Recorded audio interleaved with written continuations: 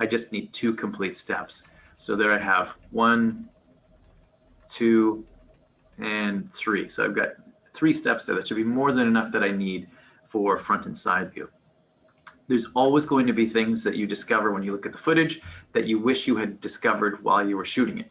So for example, this person's walk, their front view is not really a front view.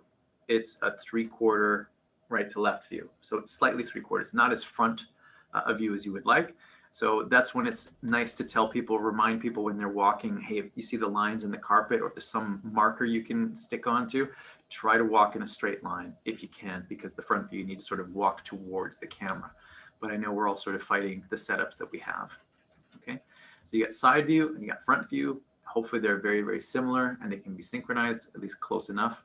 And that's what we're going to use for the next step.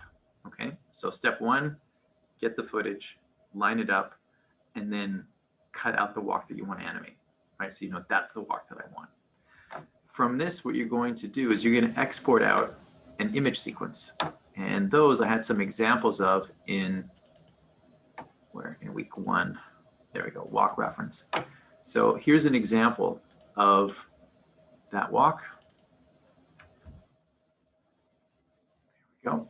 So here we have front and side views. And now what we have instead of video is it's an image sequence. So what you would do in Premiere is when you have your video, then you would just export out an image sequence. All right, and I want to show how that's done so everybody understands the settings. So I'm just going to go fire up Premiere. When you're naming your files, what's really important is that in the name of the walk, right, whatever you name the file, don't put a number in the name, because that will screw up the numbering, right? The way that Maya interprets numbers can be a little bit puzzling. So if you just call this walk 1, right, you just name the file, the export, you say, I'm going to name it walk 1. What will happen is it'll say walk 1 _ 001, walk 1 002, 1 003. And when you try to get that footage into Maya on an image plane, it will read that number as 1001. And I'm just going to grab that class footage that I was showing. There we are. So here I am, I'm just putting in the class footage, and I'm just going to look at this thing that's there. So we'll imagine that this is where we're at. We've got our footage, and I want to, let's say, export a walk. So I'm going to start with that frame. That's going to be my contact frame. And I just chop up the video and remove everything that I don't need. Right, and I'll probably get more footage than I need. Right, I had at least 2 good steps there. There and there. Okay. And I need to scale this way down. So there's my 2 steps. Done, done. All right, so there's my small little video that I want to export. Okay, so if I want to export this out as an image sequence, go to File, Export Media, there. And what I would do is I'd probably export out 2 things. I would export out a video, just so you have something that you can just hit play and just watch over and over again. And I'd also export out the image sequence. So for the image sequence, what I usually pick is just JPEG. You could use a PNG if you want, but just make sure you use something where the file size isn't enormous. Avoid high-res formats like TIFFs and Targets. They're gigantic and it's a huge waste of space. So I'm just going to pick this as a JPEG, and it's a JPEG sequence. And the name I have to fix because it's got numbers in there. And I just want to check some other settings. So if I look at the source is 1080, 1920 by 1080, and it's at 23.976. So I want to do a couple things to adjust this, and that's in the video tab here. Right here, you can see that it's locked to the same aspect ratio and resolution. So I'm just going to uncheck this, and I'm going to change this to 1280. Sorry, yeah, 1280 by 720. It'll automatically do that if the lock is on there. And then I want to make sure the frame rate as well. I want this to be adjusted to be true 24. So it's not going to be 23.976. It's going to be pure 24. The last thing I need to change is the name. And again, whenever you're going to export a sequence, it's really important that you look where the files are going to go. The last thing you want to do is put like a couple thousand frames in your desktop and just have a huge wall of mess. So make a folder first. And I'll do that in my documents folder, maybe the desktop. Let's do that. And I'll make a new folder. Let's call this walk reference. And then inside the folder, I'm going to give the file a very simple name, W underscore, because I don't care what the names of the files are. If I name the folder, that makes a lot more sense. So now I've picked the location, and again, just double check and say this is the output name.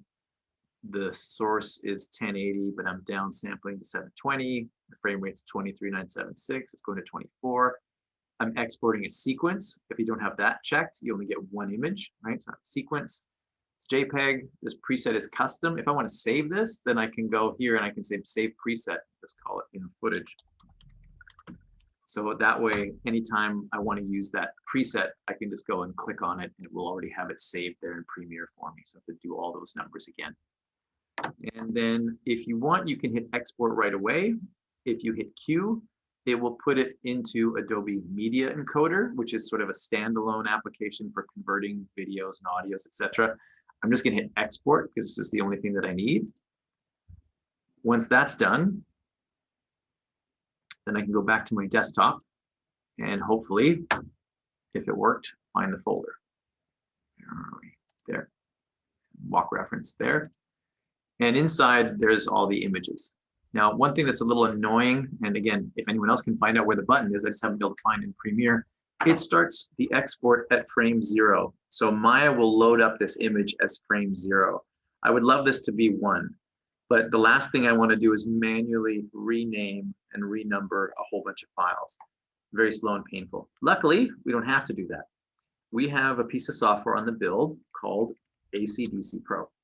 The whole point of ACDC is that it behaves a lot like a Windows Explorer window, but it's more geared towards media files. So if you wanted to catalog a database of photos and flag them with metadata, you could do that.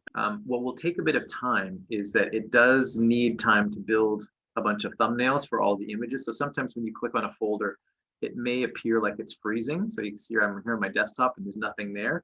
It's going to take a bit of time for it to build previews, right? So you can just see that was a bit of a wait there. Just need a little bit of time for things to refresh, okay? And I can see there's my folder, walk ref, and then double click to go inside that folder. And then once I go inside that folder, again, I have to wait for it to build all the thumbnails. So you just have to be a little bit patient. If you have a ton of media, it will take a little bit of time for it to kind of generate all the thumbnails. So there's my walk, and I have way more frames than I need, right? If we're walking at 24 frames per step, I probably don't need all these, but I have them, right? I can always adjust it later.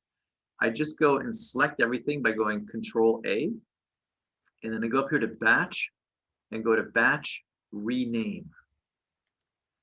And what this will do, you can see that the default is it's already making a guess as to what you might like. But of course, you could, if you wanted to change this, let's say somebody wasn't happy with the name they had, you could say, well, let's call it walk. So then it will rename the files for you. If I wanted to have another 0, then I could just go put another hash symbol there, and I just get more significant digits. I'm going to hit start rename, and then it'll run through, rename all the files for me, and hopefully once it's done, I'll look and see, yay, everything's done, all nice and renumbered.